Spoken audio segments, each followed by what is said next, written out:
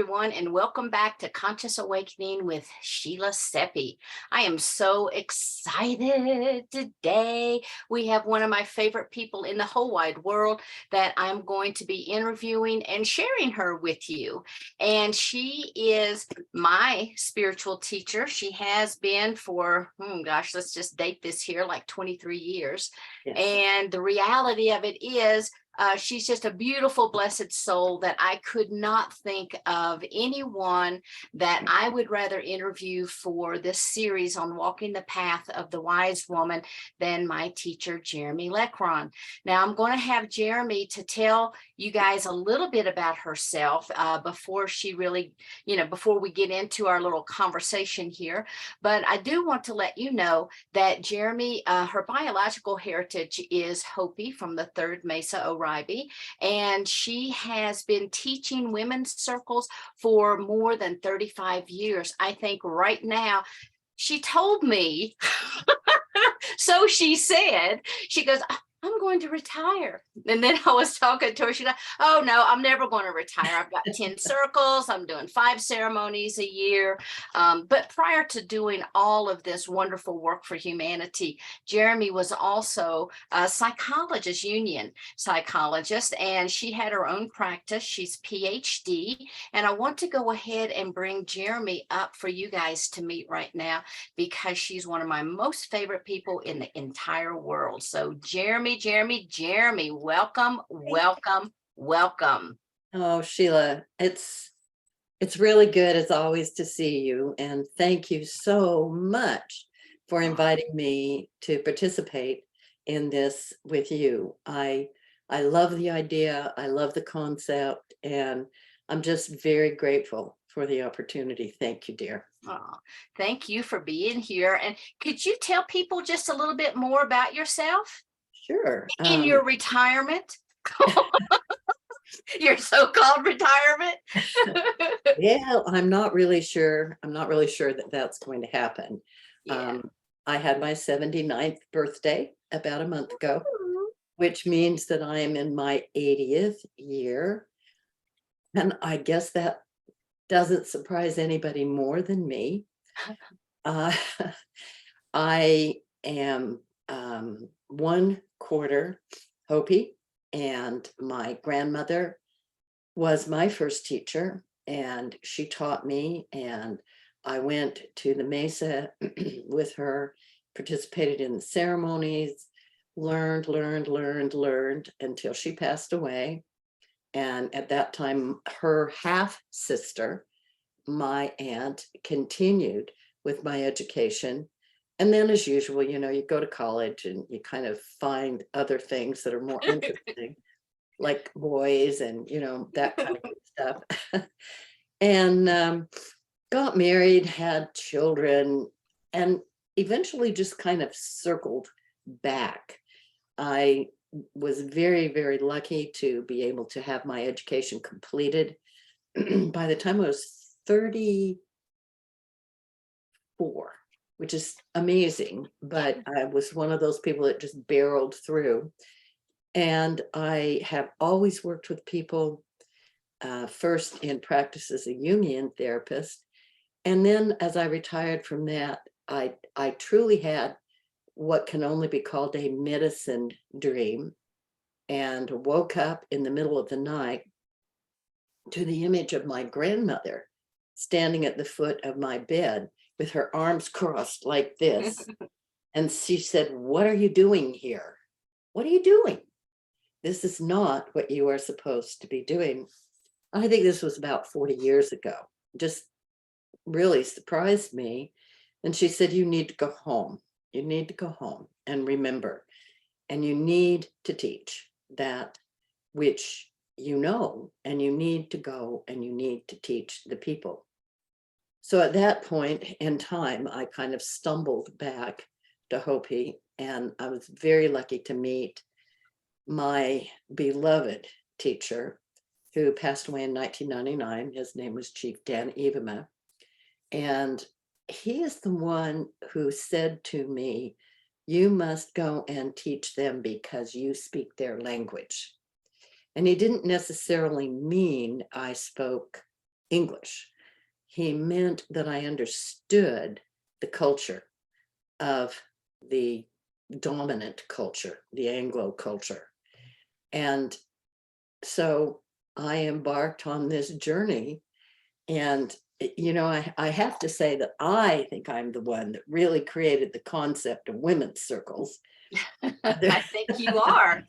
well, other people, wrote a lot of books and did a lot of things around that. And I'm incredibly grateful. But I was probably doing this work 5 to 10 years before they were. Yeah. And the tradition is that women have a great power when they sit together. And in a circle, no one is greater than anyone else. There's no one standing on a podium in front of an audience. Everyone in a circle is equal. And when women come together in a circle, there's sort of this explosion of vibration that goes into the center and then kind of goes up and sprinkles down like glitter all around the outside of the circle.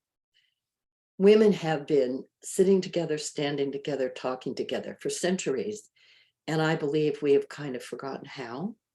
And that is why I took on this mission of sitting in a circle. You were one of maybe my first participants in Kentucky when I moved there. And it was such a surprise in such a, what would you call it? A kind of a conservative, old-fashioned community. Here comes this weird woman in with this concept of circles. And yet we filled that circle so fast. And we all had a wonderful opportunity to learn together.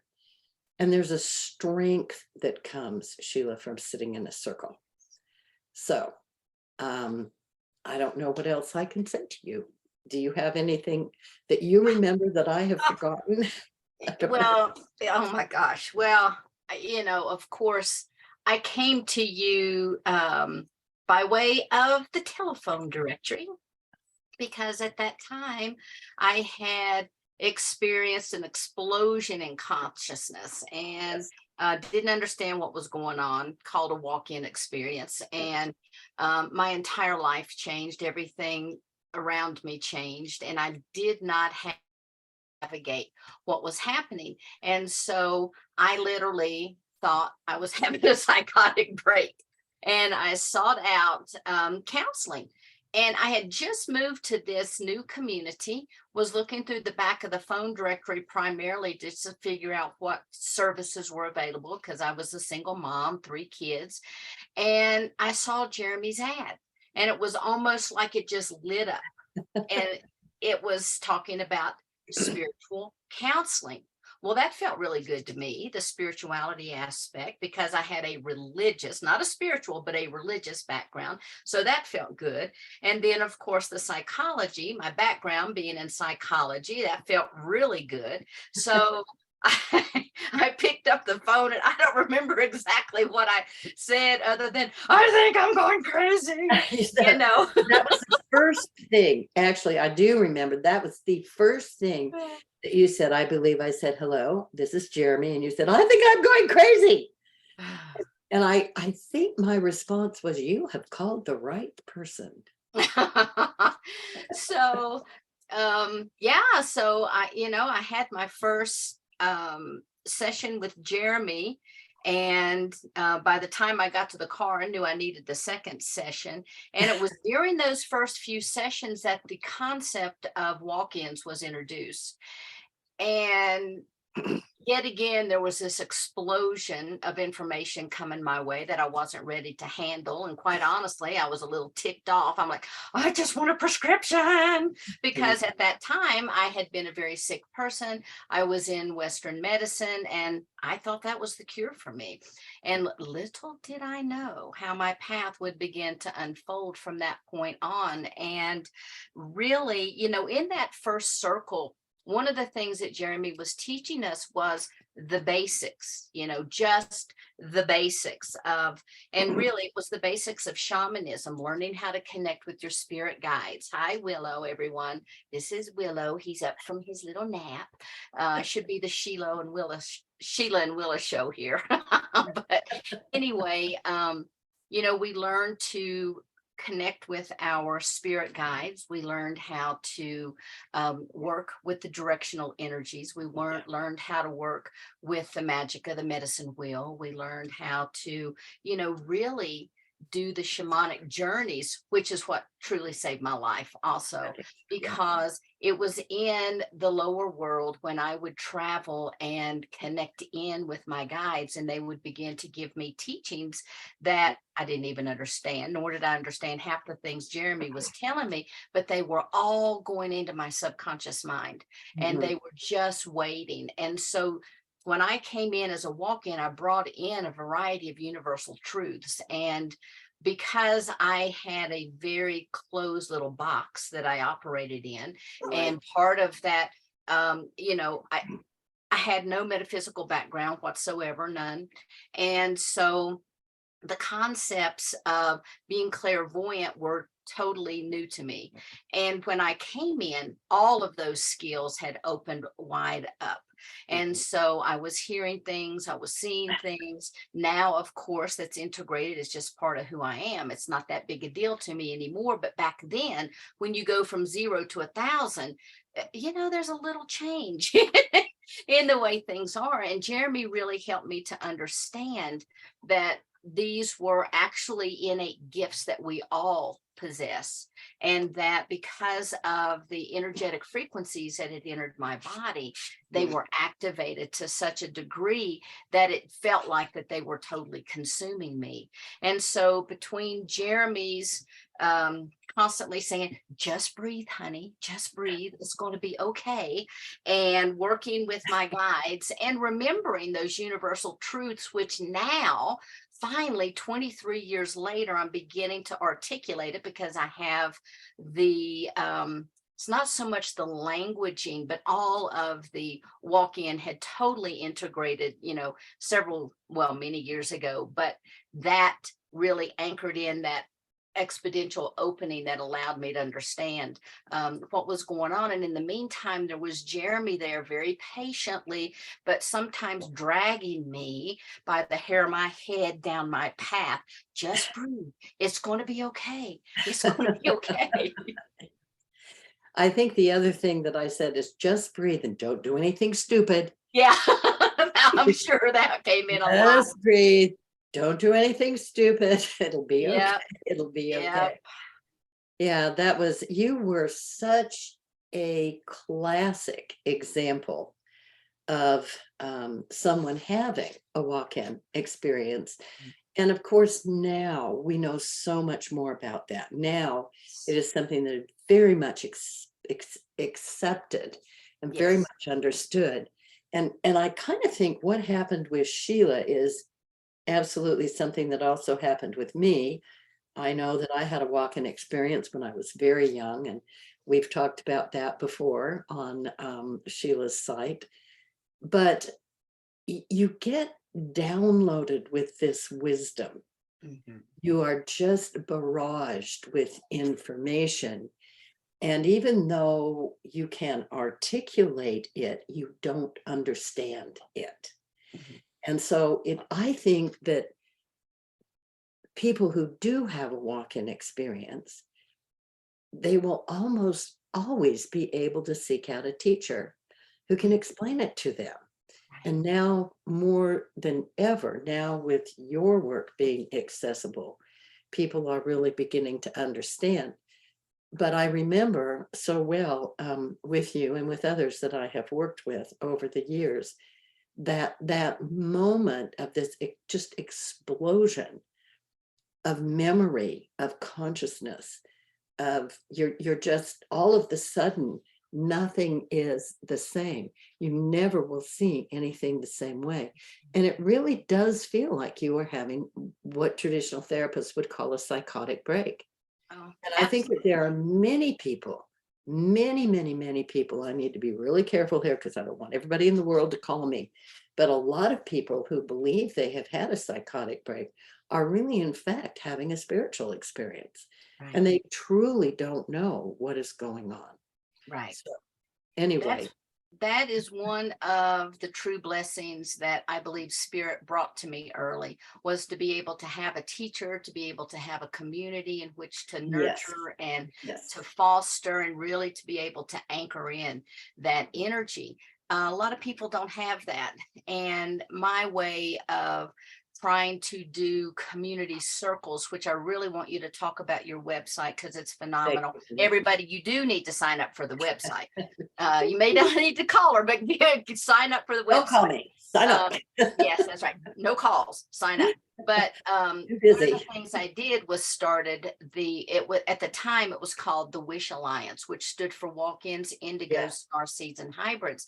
And it yeah, was so funny. We would have all these other individuals having these different kinds of experiences, and they're like, "Well, but wait a minute, I'm a contactee and I had a spiritual awakening. Wait a minute, I had an angelic viewing and I've had a spiritual awakening. Wait a minute, I've had these dimensional beings, these ultra beings, these all of these different light beings showing up. Is this okay for me to come?" And so we very quickly, we just this last year, because we were just a little over a year old, but we just have changed our name to the Galactic Alliance. So let me plug that, galacticalliance.org, check it out. And we have Zoom meetings every Monday and every Thursday night, which are free to the public, and bring in all types of speakers on all kinds of subjects so that we can provide a container for people to grow. And then one of the things, of course, with my guides is they're always, I told them, I said, okay, I've done this conscious awakening network. I've done this, I've done that. I'm working on this book. I'm doing this, yada, yada. When I'm finished, I'm taking a little break. And they're like, what? You think you're here on no. vacation? And I'm like, and it was so audible. It's like, I got to remember to tell Jeremy, but And that, it was so audible. that is exactly, I think, what has happened to me in this past year. I moved from Kentucky in order to be closer to my family and to really settle into what I thought were my retirement years. And Spirit said, what do you think? Yeah. Are you just having a vacation? Does that sound familiar, Sheila? Wow. Yes, it And does. I just I just kind of got told, no, you're not done. And part part of what is happening, and I'm kind of redirecting here a little bit, but I do want to talk about this, is that there is something that the Hopi people teach, and I sincerely believe in, that has to do with the the evolution of the worlds, or the evolution of life on this earth as we know it. And in their tradition, they believe that we've had a first world, a second world, a third world, and then we are currently in a fourth world. And we are moving, we are taking the first fierce steps into a new fifth world. And everybody says, well, what is that? Is it this big, wonderful, mystical plane? Well, no, it is just that the energy is moving up. Right. And so many people are being awakened now. There's just this explosion of conscious awakening, consciousness awakening. So Spirit said to me, no, you're not through. You need to continue. About 4 years ago, I with my partner, who does all of the back end work, because I don't know anything at all about computers and technology. Her name is Barbara Lee. Thank you so much, God, for putting her into my life. We created a website called Hopi Wisdom Teachings. And that kind of touches on to, I think, why I'm here. Yes. The indigenous people have a sort of wisdom that we, because of our technology, and maybe just because of the pace of life that we have kind of forgotten. And I felt like I wanted very much, because my circles are completely based on sharing this teaching, because that seems to be in the memory of so many people that are having these awakenings. Part of the reason why they feel so strange is that all of a sudden, even though they love technology and they use it, they're getting all these memories of being in relationship with a tree, or being in relationship with spirit guardians, spirit animals. Sheila, you're smiling.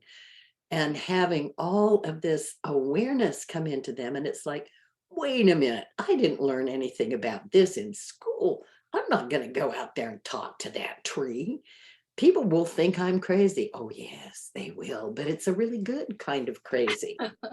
So I began putting together these teachings really about 35 years ago, and have continued to create them and create the circles. And now we have this website where we are doing the very much the same thing Sheila is, and we're trying to develop a worldwide community and give them the information that might help them understand why they are having these feelings.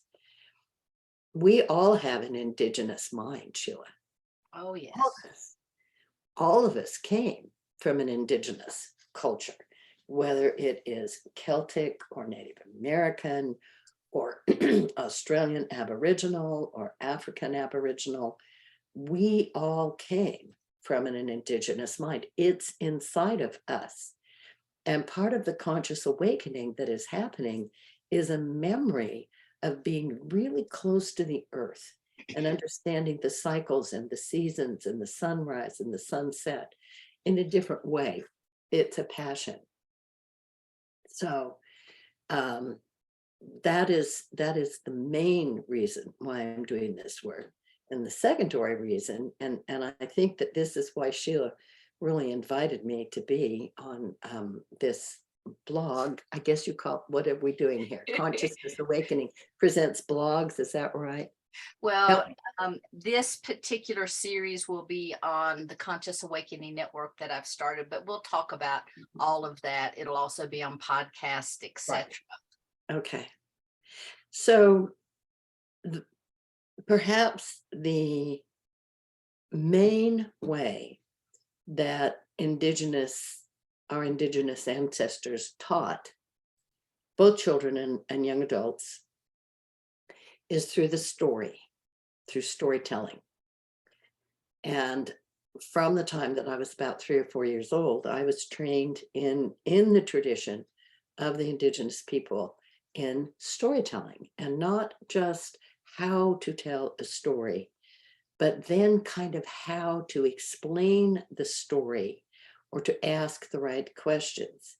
It is incredible to me how much information is bestowed upon someone through a story. It just kind of unlocks these memories, this awareness that people have in a completely different way.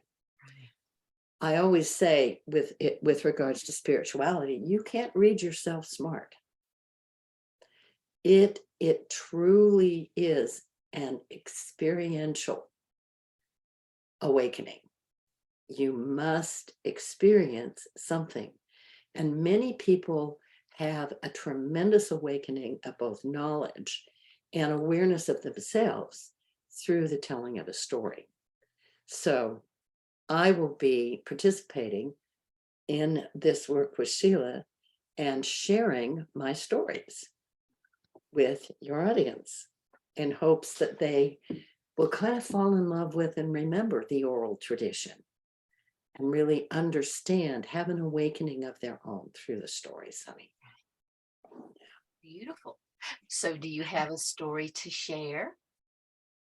Oh gosh. Okay. Well, this story in a way touches upon something that you said, and I can't really gather that exactly back, but you were talking about people having a memory of gifts that they had that they didn't even know that they had.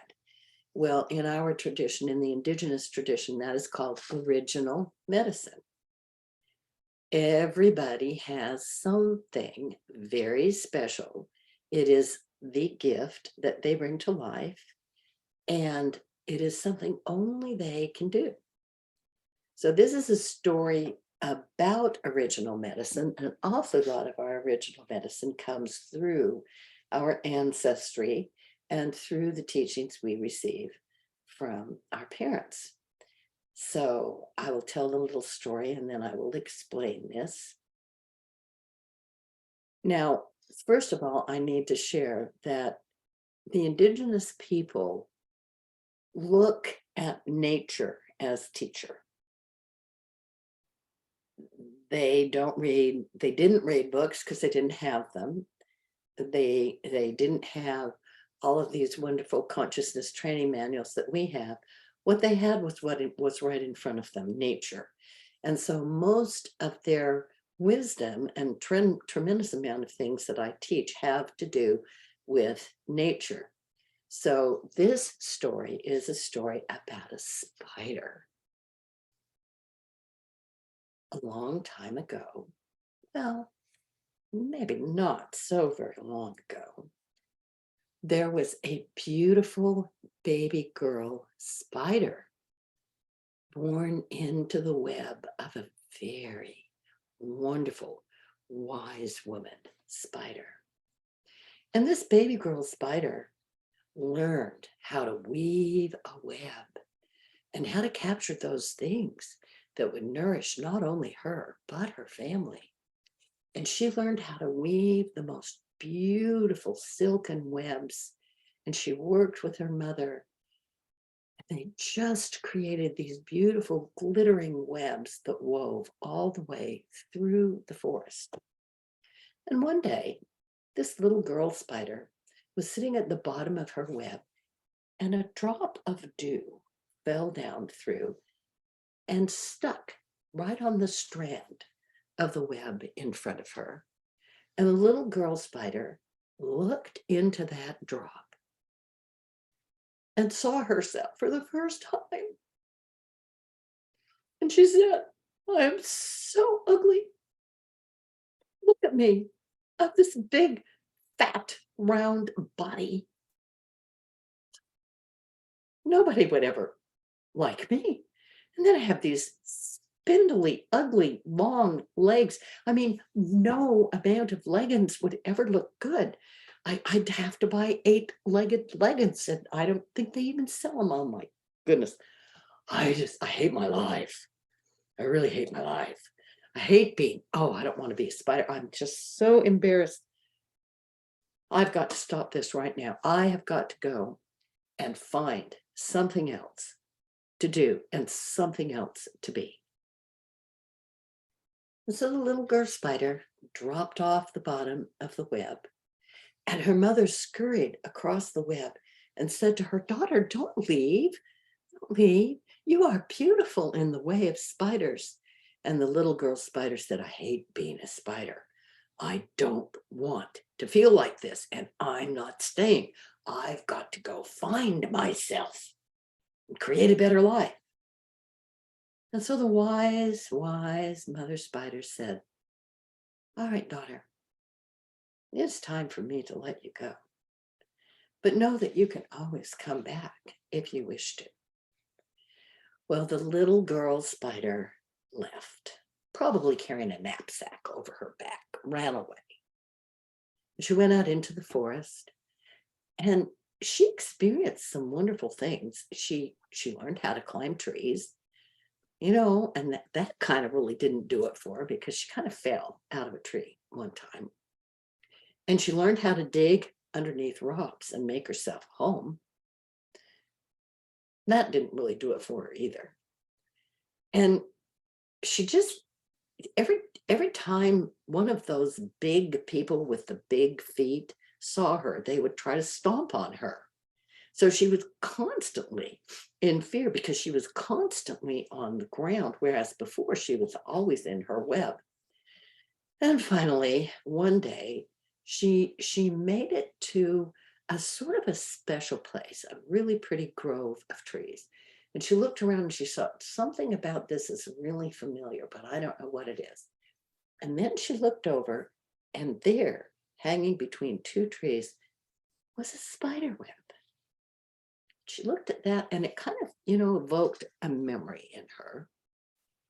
And inside that web, there was the most gorgeous male spider on earth. This was a hunk of spider, beautiful thing. And this male spider spied her in the grove. And he came, down the spider web. And he came across the grove to her. And he said, "My darling, you are the most beautiful spider I have ever seen in my life. Well, you have this gorgeous, luscious, round body. And look at those beautiful long legs. I have never seen legs like those. My darling, weave a web for us, and we will live together very happily. Weave a web that connects right up to mine, and we will weave a web all the way around this grove, and we will call it home, and we will raise our children here." The little girl spider looked at him and said, "A web? I don't know how to weave a web. I don't remember. I don't remember how to weave a web." And the young male spider looked at her and he said, "That's so strange. Surely you know how to weave a web." She said, "No, I have forgotten." And the young male spider looked at her and he said, "Come back when you can remember." And the little girl spider left the grove, hoping to find her way back to her mother and remember how to weave a web. Oh. Beautiful. So this is a story about how we come in to the right place at the right time in order to have the gifts that we own given to us, and how we, whether consciously or unconsciously, deny them, compare ourselves to others that maybe don't have the same gifts, and we forget our original medicine. The little girl spider's original medicine was to weave a web, a beautiful glittering web. But that was not enough. And so she ran away, only to remember in the last possible, strangest way that she was truly a spider, and she needed to remember how to weave a web.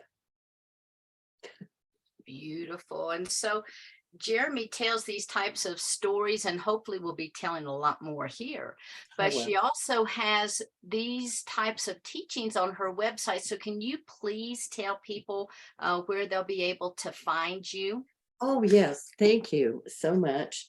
It is www.hopiwisdomteachings.com. And we would love to have you. We have, there are probably 30 to 50 free teachings on the website, and there's a lot of information about me and the other people in the community. And we also have a Facebook that we would really love to have people join into. And that is probably the easiest way to find me. So Sheila, thank you, honey, for that. Of course. And that's hopiwisdomteachings.com. And just look for Hopi Wisdom Teachings on Facebook. In addition to just having my undivided love and attention and admiration and all these things, one of the reasons that I really wanted you to come forward is to share this original medicine with people, because one of the things as a society, we get so caught up in thinking we are the external. We think that we are those things that people tell us we are. We think that we are our jobs. We think that we are our bank accounts. We think that we are the egos, which, don't get me wrong, all of these things are definitely necessary and part of Yes. our human experience. However, the deeper aspects of all of this is remembering to drop within, sit in that stillness, and find who we truly are as spiritual beings. And that's one of the reasons that I really wanted to start the Conscious Awakening series, and start off with the Walk of the Wise Woman, is to kind of set the pace, to help women, help men to remember who they truly are at the core of their being. And I could not think of anyone any better to help me do this than my teacher, Jeremy. And so, Jeremy, if you could talk just a little bit more about original medicine, and Sure. talk a little bit more about, right thinking, right relationship, being true to ourselves, so people can just get a taste of what you will find on Jeremy's website and hopefully here. Thank you. That's so interesting. I think I will move to a teaching that I just gave yesterday to my Rainbow Medicine Circle, which you have taken from me, if you remember. And in this circle, I was teaching about destiny and callings. What is destiny? Well, destiny has to do with the gift or gifts that you came into this world with. And it is part of your destiny to use these gifts in service for society. And in order to understand your destiny, you have to understand what your original medicine is. And original medicine are those gifts that you had kind of automatically. Now, a lot of people having walk-in experiences, all of a sudden they will have this new gift. They will know how to do something that they have never known how to do before. For me, I'm really terrible at mathematics. I admit that. The only remedial class I had to take at the university was remedial math. And they let me in with the condition that I would take remedial math because I really didn't do very well in it in high school. But I'm very, very good at crafting things. I can knit and sew and cook and paint and do a lot of things that other people cannot do. My original medicine does not have anything to do with mathematics, and I have to realize that and understand that. But my original medicine has to do with creating objects that can be of service to people in another way. So original medicine is something everybody knows. And the first question that I ask people is, what did you love to do as a child? What did you love to do? And people will say things to me like, well, I really love to sing. And I said, okay, are you still singing? And they would say, no, I'm not singing. I'm a technician. I write programs for computers. I don't need to sing. And so then I remind them that destiny has to do with remembering your original medicine, because that has to do with your destiny in this life. How do we remember our destiny? We do that through callings. Life calls us, nature calls us. And the most wonderful calling of all is this thing called synchronicity. Synchronicity is God's way of being anonymous, right, Sheila? That's right.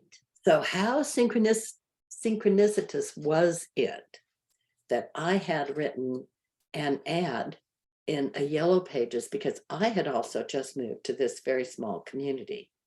I don't advertise. I had never, ever done another ad. And after this first 6 months of this ad, I pulled it, never to do another ad again. And guess who found it? Sheila. Synchronicity.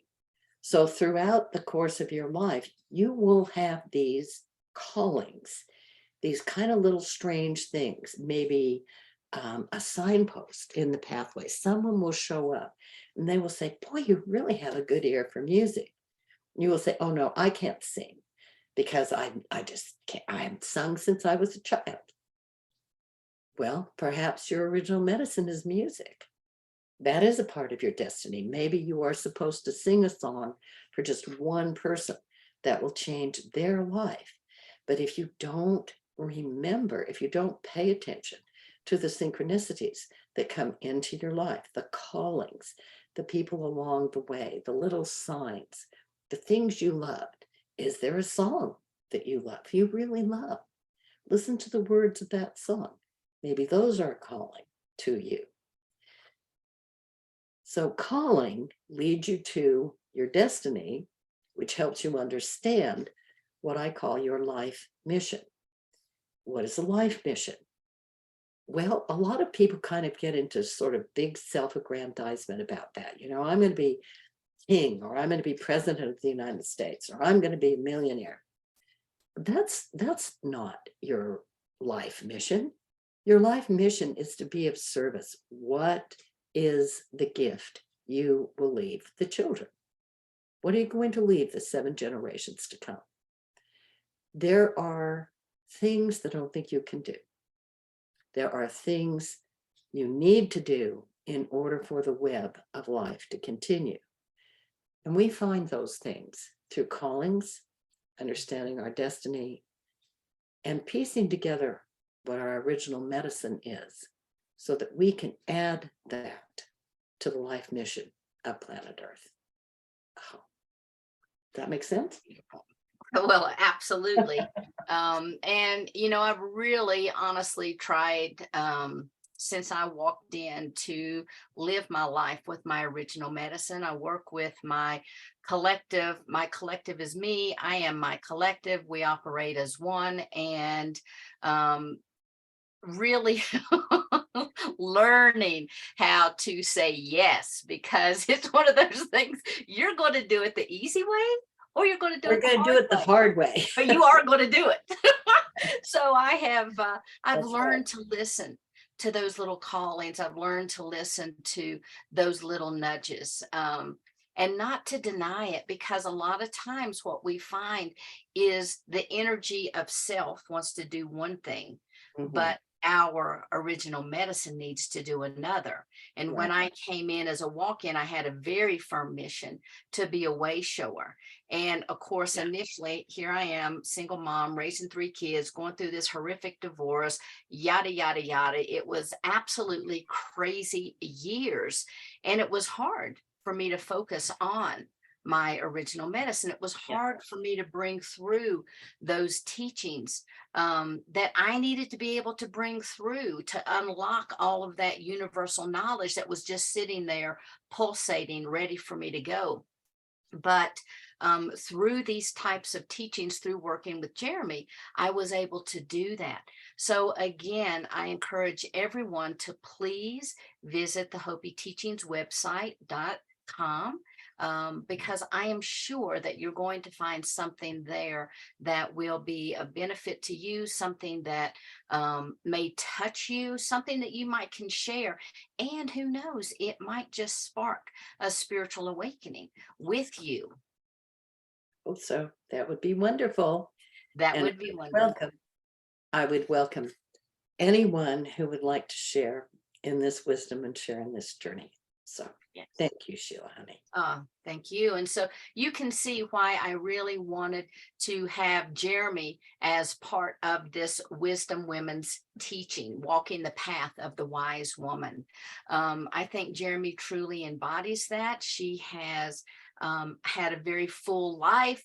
She used to be this big PhD, doctorate psychologist, had her own practice. And I still remember some of the stories that you told. Oh, I yes. love the Superman story, but we're not going to go into that. No, no, No, that we're is not going for to talk about that. a private circle. It is really Yes. one of the funniest things that ever happened to Yeah. me in private Yeah. practice. Yeah, Yeah. And, so Jeremy didn't come into this, but no, she listened to the calling of her heart. She came full circle. And if I remember Jeremy's walk in story, she was about 5 years old and yeah. she just knew that her parents were hiding her Christmas presents in the loft of the barn. Now, Jeremy, being Jeremy, takes the ladder, pulls it over, climbs up and falls straight back. And you want to share the rest of it? I know the story, but I want you to tell. Okay. Well, as Sheila said, I knew my parents had hidden those Christmas presents. I knew it. I'm the oldest of 5 children, and boy, I'll tell you, Christmas was a haul in our house. You can only imagine that the entire living room was filled with presents, but nobody knew where they were hidden. So I was sure that it was in the barn. And we had a cement floor in the middle of the stalls. And so when I fell backwards, I hit the back of my head. And of course, by the time they got me to the hospital, I had a crushed skull. And I was literally pronounced dead in the emergency room. And of course, my mother had called my father, but it was hard for him to get there because his work was clear on the other side of town. But he drove and I was in the emergency room. Now, I'm told this, I have no memory of this as a child at all. And I am told that he came into the room or what, walled off space or whatever it was, and that I was on a gurney and that I had the sheet up to my head. And they just had left me there so that my father could come in and say goodbye. And of course, he was weeping, literally. I'm his oldest and his first child. And he says that I said, or somebody else said, he doesn't really quite remember, why are you weeping, sir? And he kind of stepped back. And when he looked down, he says, my eyes fluttered open and I wasn't dead. And it was one of those, now you've got to remember this is probably 75 years ago, folks. And this type of thing just didn't happen. And nobody had an explanation for it. I think they said that maybe my breathing had gone so low that they couldn't find it or they couldn't get a heartbeat. But when they lifted me up, the back of my skull wasn't crushed anymore. And that they really couldn't explain. I don't have a whole lot of memory of that. But I think I knew something had happened, but I was just so young, I didn't understand it. And it wasn't until many, many, many years later that I did understand it through a book that I had read. Do you remember my talking to you about that, honey? Is it okay if I say it? Oh, sure. Yeah. Ruth Montgomery wrote a book probably in the 1950s called Strangers Among Us. Maybe it was the 1960s. Anyhow, I finally read that book and I went, I'm walking. And I got it. It just flooded into me. And I think that I knew part of my mission was to help people who had the same experience, certainly not at the level that Sheila is able to. It was a different time. But I knew then what I had experienced, and it just flooded me. I knew what it was. And so I kind of made it. That is one of those callings, guys. That is one of those callings. I just happened to be very interested in spirituality, and she was writing a bunch of those kinds of books, and I read them. So you never stop learning, and you have opportunities throughout the course of your life to remember things and to finally have an explanation for them. So that is the story, dear. Beautiful. Well, thank you for sharing that with us. And again, please visit Jeremy's website at thehopieteachings.com. You can also find her on Facebook at the Hopi Teachings. And so please sign up. Do yourself a favor and sign up. And so, Jeremy, thank you so much for being Welcome, with honey. us today and sharing your wisdom and your beautiful teachings. It is so good to be in your presence. You can just feel the love that you have for humanity and the connection that we have. Mwah. I love you dearly. And everyone, thank you so much for being here today. Thank you for watching this. Do not forget to check us out on the Conscious Awakening Network.org. You can also find us on Spotify, Google, Apple, pretty much all the major podcasting platforms. And we do have our little handy dandy phone app.